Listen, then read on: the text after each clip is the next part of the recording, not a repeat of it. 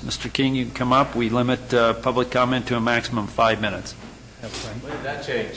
We have the Thank you, guys. It was great hearing Sarah's story. Gives me hope for our future children. It's rare to see visionaries like her these days, so that was a cool story. Thank you for sharing that.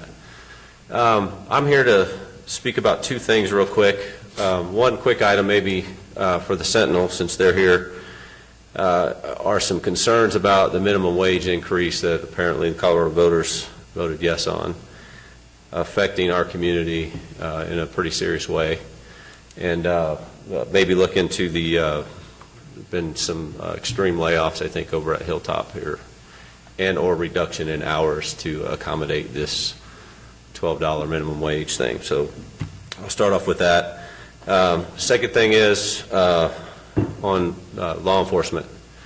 And I spent some time researching this. I didn't come and speak when the budgets, you guys had your hands full over that whole budget debacle, and so I didn't want to come and speak on behalf of that. But now that we're moving forward with a tax initiative, one of the things I did is compared Mesa County to Pueblo County.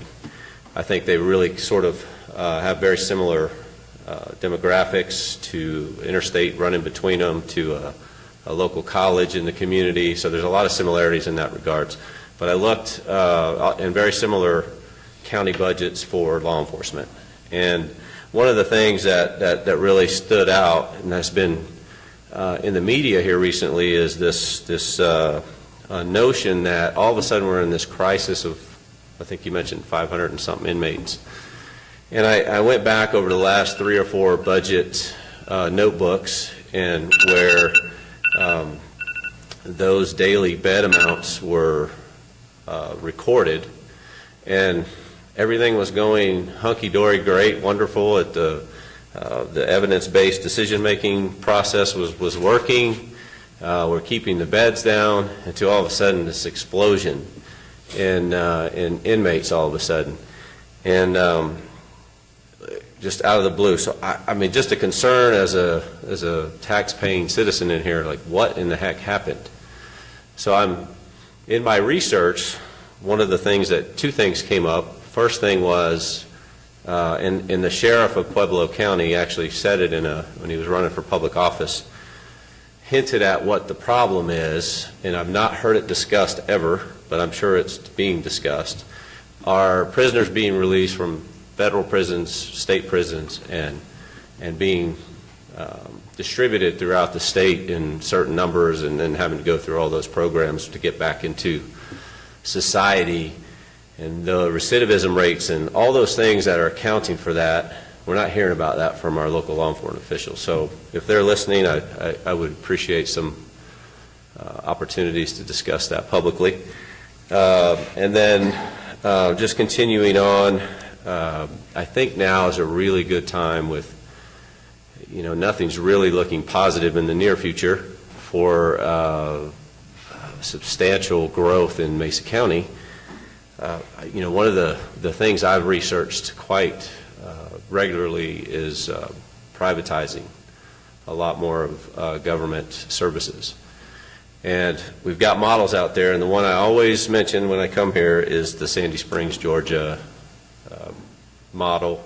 But I think also there's a Central Louisiana model that's out there now. And then lastly, there's even right here in Colorado, Centennial has implemented this sort of process. And I think what I've gathered out of all these studies and comments by the commissioners, by the city council people, is that ultimately that model is a more affordable model to the taxpayers and a higher level of service. I mean, that is across the board one of the things I would just urge the county commissioners to seriously consider as we move forward in here. Now's the time to begin investigating that in a lot more serious fashion, and I would even say, hey, I could probably, in all my conversations with local business owners, of trying to figure out what's going to make it turn around here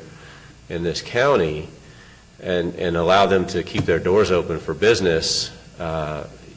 I mean, everybody's scratching their heads, as well as I'm sure you are, what the magic antidote's going to be. But I think if we seriously take a look at this, I mean, I could probably get it funded for either trips to Sandy Springs, Georgia for face-to-face meetings, or at least phone calls to get that process going. I guess that's my 5 minutes, so thank you.